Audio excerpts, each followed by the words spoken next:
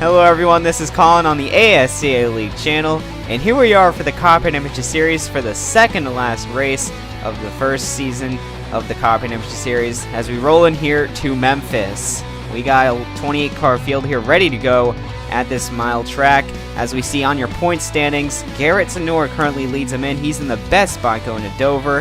However, this race, there's a lot that can change and a lot of things that can go on today that can affect your points position later in the season.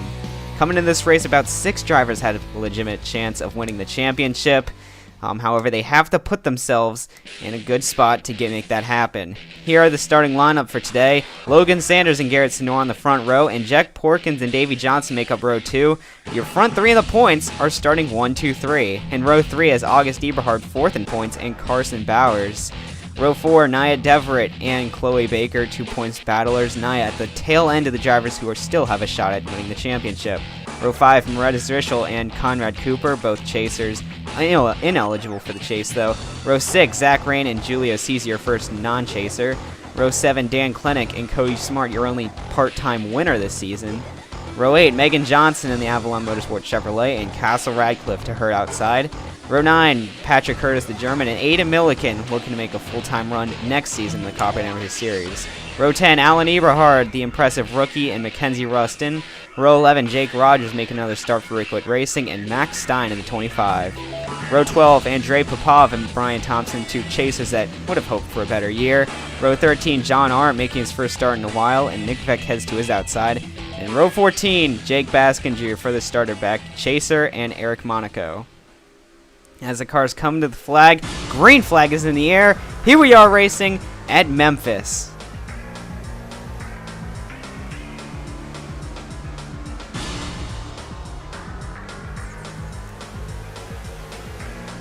And an impressive start by the 3-time winner, Logan Sanders, trying to hold his nose out in front, but Jack Porkins is already all over the back of him. Porkins is currently 3rd in points. He's going to need to pass both his teammate Garrett Zenor and the person in front of him, Logan Sanders, if he wants to win this championship. Behind him, August Eberhard will need to pass all 3 of them if he wants to go to the championship. 22 points back off the lead. You see Garrett Zenor in the back of the frame. He started on the outside of the pole. However, he is starting to slip back. The Culver's Dodge starting to slip back. He's already outside the top 5. Now in practice, the outside line, we actually saw a few cars get loose. One car actually got up into the wall. That was Andrei Popov. Did not go to a backup car, was able to fix it. But definitely at the outside is not the place you want to be here at Memphis. It's definitely you want to hug the white line on the inside of the track and try to get as much speed as you can. August Eberhard, though, is one of the drivers that isn't necessarily close to the top, but isn't necessarily too far off. August, your Daytona winner, is looking to try to get a good race here today so he can get as many points on Zenor as possible so he can have a shot going into Dover. That's what this race is really for. You can't win the championship here, but you can certainly lose it. And if August Eberhard can put him in a good spot to get into the chase and into a good spot for the championship at Dover, he may have a shot to take it home and beat the 3 drivers ahead of him in points right now. Still, we should look at the drivers not racing for the championship. Here's Jake Rogers, a good story to see him make the race, as well as the other few cars such as John Arndt in the back that also made their first start. You see 21 car of Patrick Curtis, Rickwood Racing, actually had a good qualifying effort this week at the track. Curtis, one of the lowest chasers on the grid.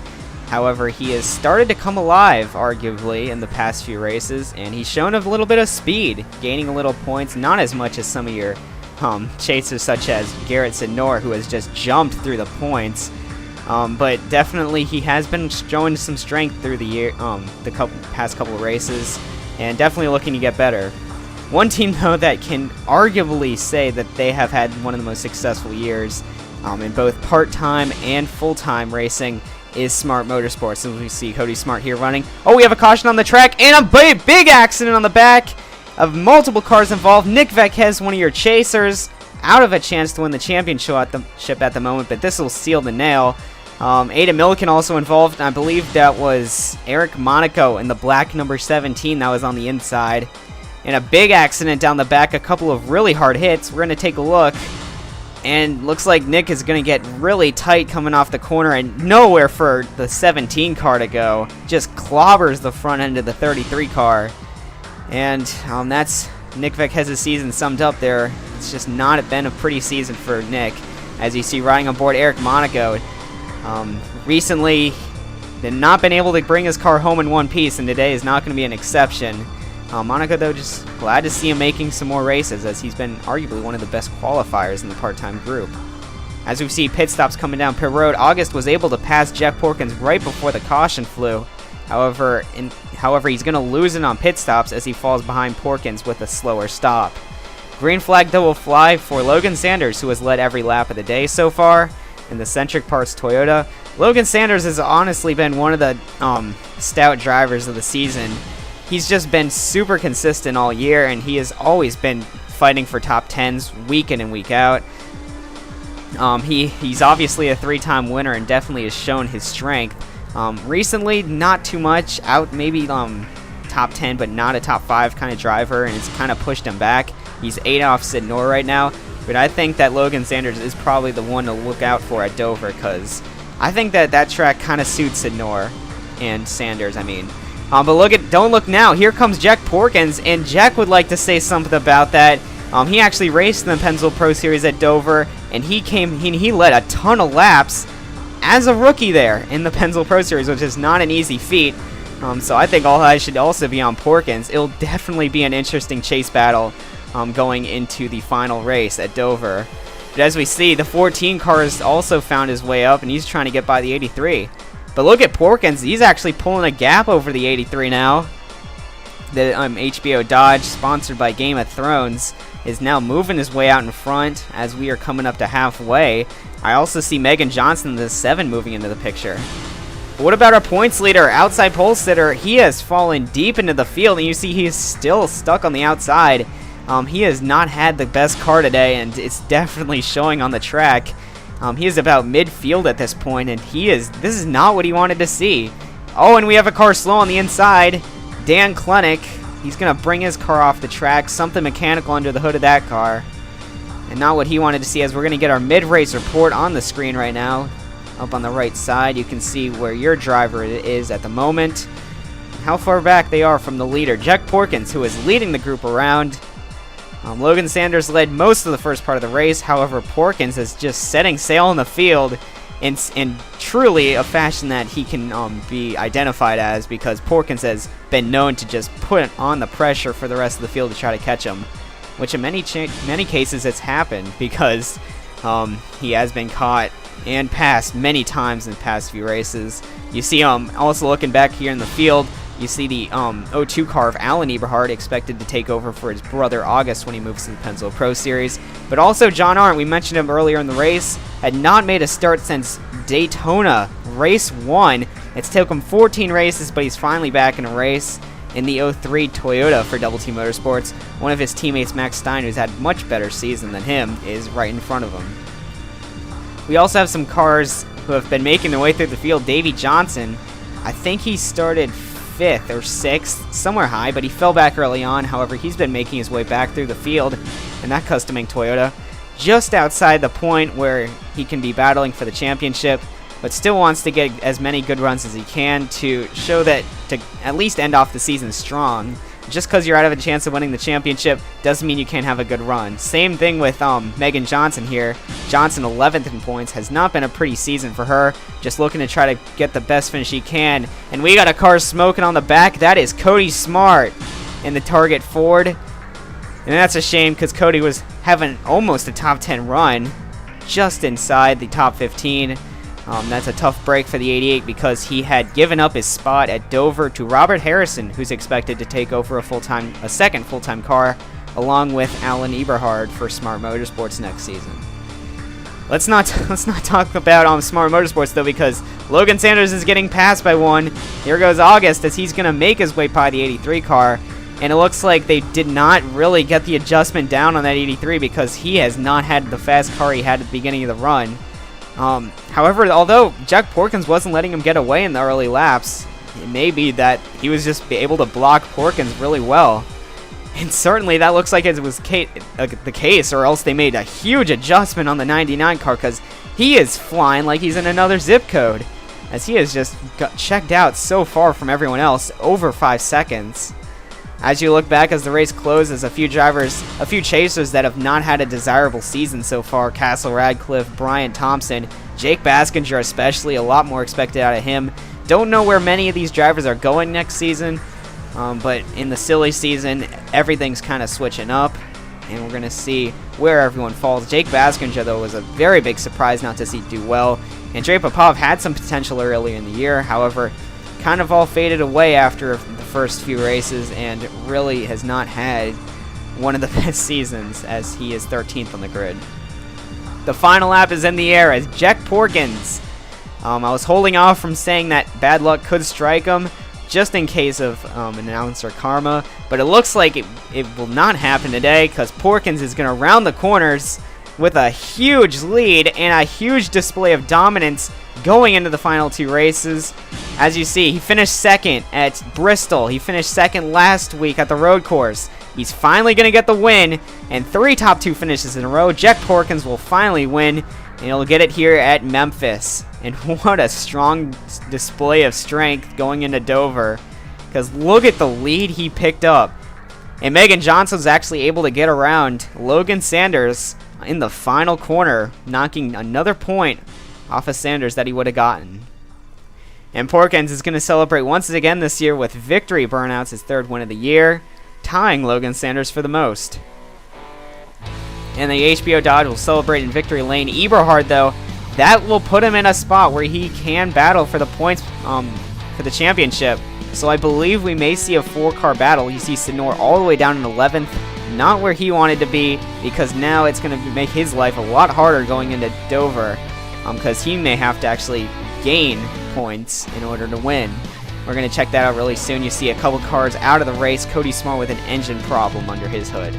See, Logan Sanders has actually taken over the points lead despite him not finishing inside the top 3. Senor will be 2 points back, and Jack Porkins only 4. August Eberhard, though, like we said, 15 points back. That's set. He gained 7 on the leader. So definitely we're going to see a 4-car battle going into Dover. And I don't know about you guys, but I'm super excited to see how it's all going to play out. A super tight battle at the front of the field going into the final race. And like we've said many times before, that final race will be at Dover. The Copperhead Amateur Series will conclude next week. We'll see you all then.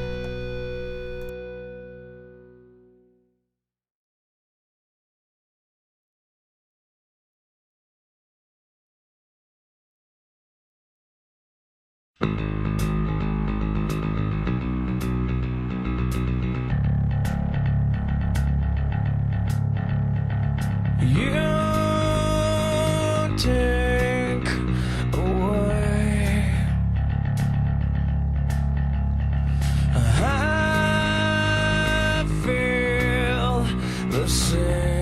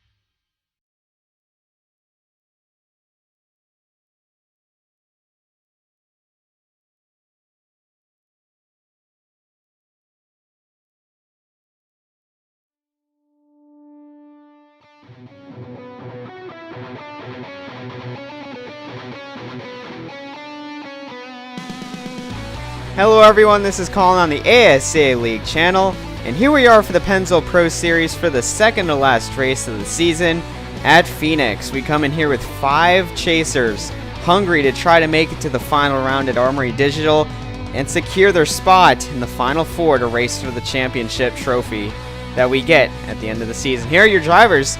In the point standings, you saw the top 5, Webster Zygarde, Michael Jones, Derek Petrie, Jay Barker, and Rick Witt, all fighting to keep their chase hopes alive. One of those drivers will be eliminated though, and we'd be down to Final 4 for Armory Digital. Anyways, we still got a race to run here though at Phoenix. Here is your starting grid for today's race. Jay Barker comes in here 4th in points, and he'll start on the front row along with Jay Durrell. Row 2, Brian Lenning and Kyle Collins. Kyle just eliminated from the chase last week. Row 3, Michael Jones and Webster Zygarde, 2 chasers and 1 and 2 in points. Row 4, Derek Petrie, another chaser, and Blaine Keys starting to his outside. Row 5, Daniel Voiles and Nick Purcell. Voiles looking to turn anything around and get some better results going for him. Row 6, Arsha Sane and Cody Russell. Row 7, the last chaser in the field and the guy that needs to make up the most points, Rick Witt, and starting to his outside, Jack Newman. Row 8, Sam Rogers and Kyle Singer from Big Motorsports. Row 9, Nikita Riskoff and Cesar Chavez, the 2 best drivers that never made the chase. Row 10, Zach Moskey's been doing pretty well recently, and Joseph Wrigley starting his outside. Row 11 has Zach Cars, one of the early dropouts of the chase, and Addison Steinbach. Row 12, Ryan Dunn and Jose Vaquez, Season 2 Rookie of the Year. Row 13, Brian Boone and Dion Scott, earlier was the chase leader. Row 14, Brock McMahon and Eric Willis from Malley Motorsports. Row 15, Carson Scott will not be returning next year, and Ryan Kendall to his outside. Row 16, Aaron Lukes, really far back for him, and Tony Green for Global Autosports. Row 17, Matthew Brown, last week's winner, and John Gilbert. Row 18, Allison Davidson for the Red Viper Racing entry, and Nicholas Samudio for the single car race Red Raven Racing team. Row 19, Cole Baker and Stuart Grattan, Rookie of the Year competitors. Row 20, Daniel Maxwell and Jesse Dalton. Daniel just looking to finish a race here. And then the final row, row 21, James Johnson coming off a really good finish last week, and Tyler Selspin. Here are the people that did not qualify for the race, and we are just about set to go racing here at Phoenix. The pace car makes us dive down at pit road, and the field is getting up to the gears. Green flag is out, and we are racing here at Phoenix.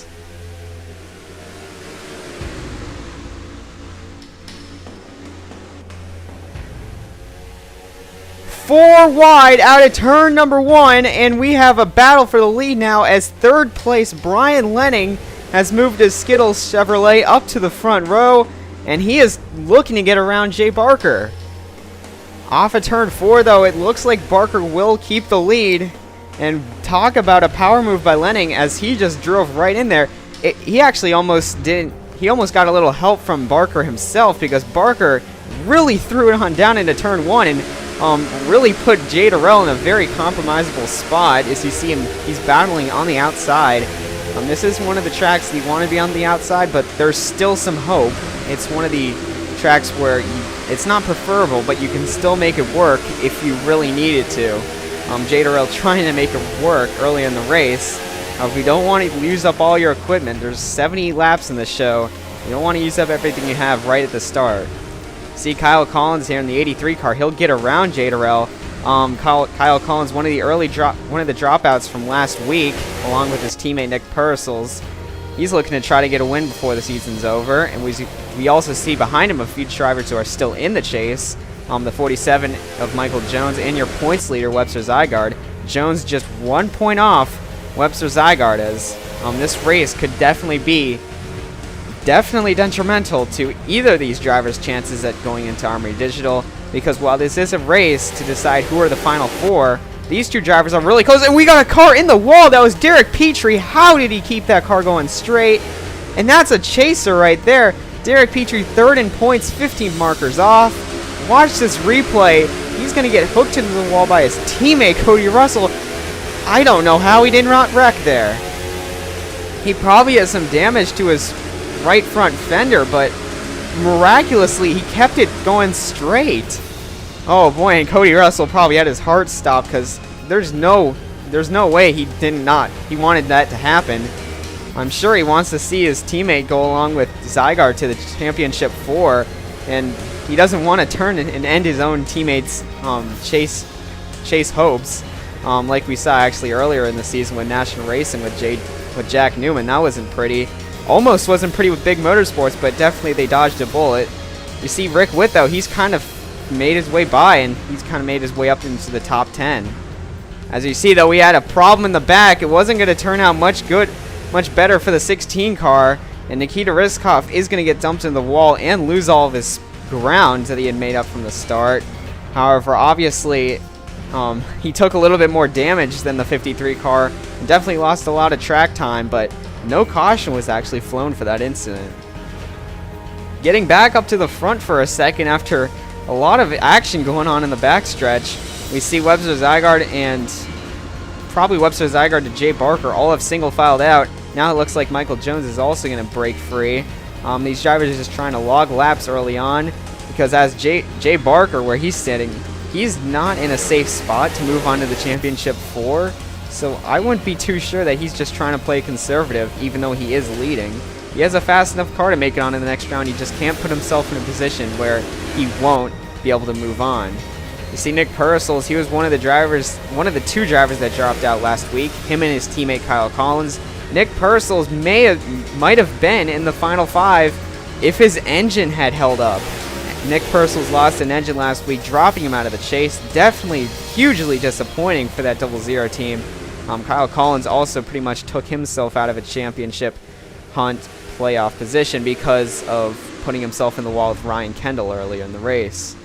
Obviously, though, the past is the past. You can't change it. But look at this battle. 3 wide. Looks like Srigley's trying to make it 4 wide. That's not going to work. He's going to hook his teammate. And Chavez is into the wall.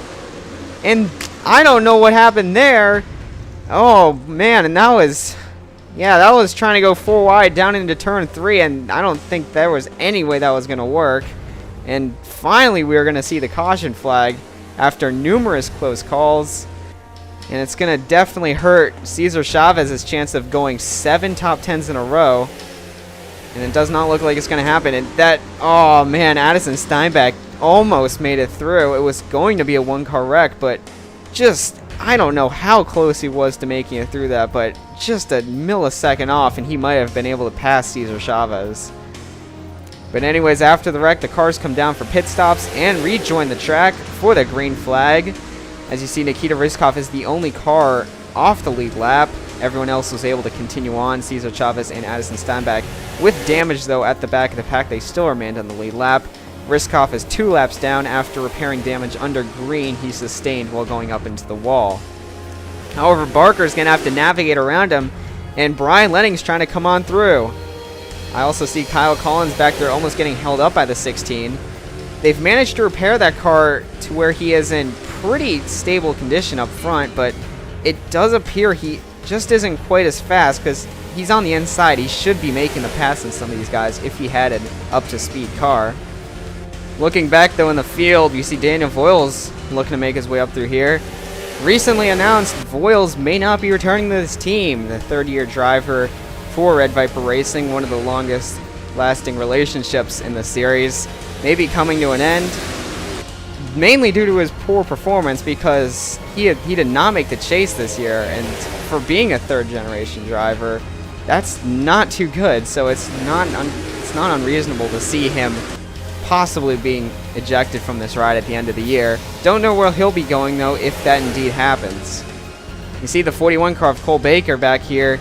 Rookie of the Year has pretty much been all wrapped up. Baker has really kind of pulled a lead over the rest of his competitors, and making it into this race, he's going to be picking up some points. He pretty much just needs to start at Armory Digital, and he'll pretty much take the Rookie of the Year points championship, I believe, at least. I don't think that anyone else can make up that many points, but obviously it is possible, so maybe he does want to go up and actually battle for the win. Like everyone else is down on the track, though, because he still wants to get a win before he ends up leaving the series at the end of the year. Looking at John Gilbert, he's having a pretty good run in that 04 car. The Hoffman Motorsports camp, we were looking at Blaine Keys earlier. He was the only driver to make the chase for Hoffman Motorsports, but John Gilbert has had a horrible season on the other hand in that same equipment. But currently he's having a turnaround race right now. He's inside the top 15, which is not too bad. But obviously one of the big stories that have been circulating the past few weeks is this team, Knight Racing, is going to be merging with Hoffman Motorsports to make Knight Hoffman Racing. They are expected to be a flagship team because Arsha Sane looks to be joining them, as well as Jack Porkins, which is a driver from the Copperhead Amateur Series looking to make his way up to the Pennzoil Pro Series for next season, also racing for the championship, as well as a few others trying to join the team. So we're going to have to see exactly if they end up proving to be a force for the championship next season. Ford really hasn't had a stable team to go out and fight for the championship. Obviously, as we're looking at Blaine Keys, he's having an excellent run right now in third place. We've seen this many times from this 60 car. He just needs some teammates that can, run well up in front with them. And I think if they can get some good power into the team, I think Arsha Sane has really not shown what he's capable of. His stats do not reflect it. I think Arsha Sane could definitely be a really good asset to the team, and really prove to help Knight Hoffman Motorsports along. But as we see on the right side of the screen, you see your halfway report coming across the screen. Already halfway in the 78-lap race, Jay Barker continues to lead as he has stretched a huge gap over Kyle Singer, who's made it up to second. However, you see a couple cars coming down pit road. The 77 car, actually, I believe there's a problem on that car, but the 16, this is scheduled because he came down to pit road 2 laps earlier than the leaders, so he'll be off schedule just a little bit, almost to try to show us when these cars are going to come down pit road. And as you see, scheduled pit stops happen as Kyle Singer came in first and everyone else is coming in afterwards. Ooh, Barker going to get held up a little bit there coming off of pit road. And as we see the cycle of pit stops come back around, that will affect him as we have a new leader, Kyle Singer, although I believe Jay Barker actually slipped in his pit stall. I don't know what the problem was, but he has fallen back outside the top 5 at least. We're looking at Kyle Collins. He's in second now after the pit stops. And yeah, these pit stops have really jumbled up the field. This is Jay Barker. He's sitting back here in 9th. So Barker fallen all the way back. You saw he had actually a really big lead. But now he is on the verge of going outside the top 10. And, we haven't talked about the points battle in a little bit. Let's bring it back up again. Barker 4 points ahead of Rick Witt. Rick Witt is the driver that they're trying to beat. You saw Rick Witt in the frame there. He's back in 16th position. That is not too far from Barker's location. If Barker ends up slipping again in pit stops, Rick Witt might be able to take over Barker's spot in the championship 4. And Witt obviously has not had a good day all day. He's been outside the top 20 a few times, but has managed to rally back towards inside the top 20. As we see Webster Zygarde, though, he has fallen deep into the field.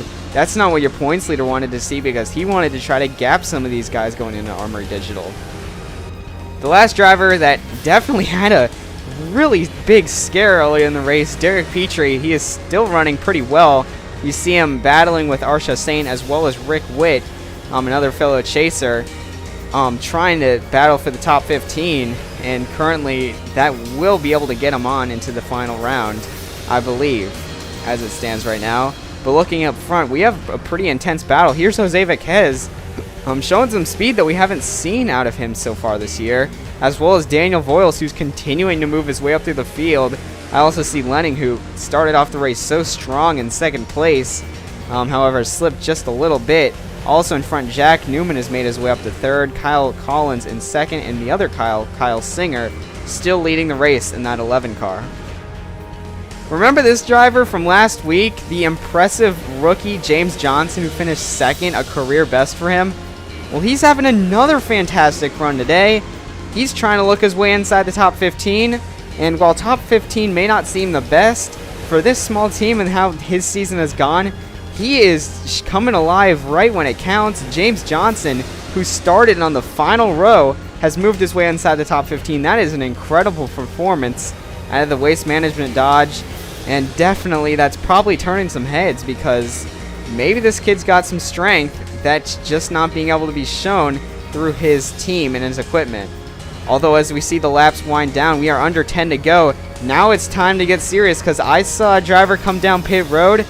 That was Nikita Rizkov, and you know what that means. Pit stops are about to happen. Kyle Singer, he was one of the first drivers to come in on the first round of green flag pit stops, and it looks like that will be the case. Currently Singer radioing to his team that he'll be coming down next time by. Kyle Collins, though, it's going to be the strategy game. Can Kyle Collins beat Singer off a pit road? You see Singer coming down with 5 to go. And now Collins is going to come down the lap after. Daniel Voiles is going to decide to stay out. Could pit strategy fall into hand here? Has anyone been saving fuel? I see Jose Vaquez staying out. We're going to watch the pit road cam. That was Daniel Voiles going by. I think that was Lenning. No, that was Purcell's going by. Derek Petrie, a chaser. He could benefit from this if he's able to stay out. Oh, and Voiles is going to give up the lead. Nick Purcell's is going to stay out an extra lap. Derek Petrie is going to come down low, and it looks like everybody else is going to retire to pit road, except for 2 cars. We have 2 drivers staying out, but they have both come to pit road. Nick Purcell's and John Gilbert have both come to pit road, so this is the white flag, and Kyle Singer is going to take over the lead of the race. Kyle Collins was not able to gain anything on pit road, but Daniel Voiles has rallied to second place with his pit gamble. Staying out a few extra laps has gotten himself up to the second position, but it is not going to get him up to the lead. Singer, who is coming alive after Barker relieved his spot of the lead. It looks like Kyle Singer is going to go to victory lane. Checkered flag for him, as he's going to take his second career victory at Phoenix. His first came in Season 1, which was his first career victory back when he was racing for ASCA Racing. He's coming a long way. He may not be in the chase, but this win is definitely sweet for that 11 team. And while it's a big motorsports victory, it does not fall into Zygarde or Petrie's hands. However, Petrie does have a pretty good finish in 6th place. Zygarde, though, however, has fallen way down the board. Other chasers to look at here. Barker will finish a solid 10th. I believe that will beat out Rick Witt. That definitely will beat out Rick Witt's 17th. Just not able to get a solid run together for Witt when he really needed it. You also saw Michael Jones was 19th on the board. I believe that'll be enough to keep him in as well. No major catastrophes for chasers, and that will secure the top 4 into the chase, and Rick Witt will drop out as the last driver to miss out on the championship 4. As you see, Derek Petrie goes into the championship 4 in the lead, with Michael Jones 2nd, Webster Zygarde had fallen to 3rd, and Barker, which is the long shot, is in 4th. But remember, last year, Jay Durrell was the long shot, and he won the championship. But that will all be decided next week at the final race of Season 3, Armory Digital. We'll see you all then.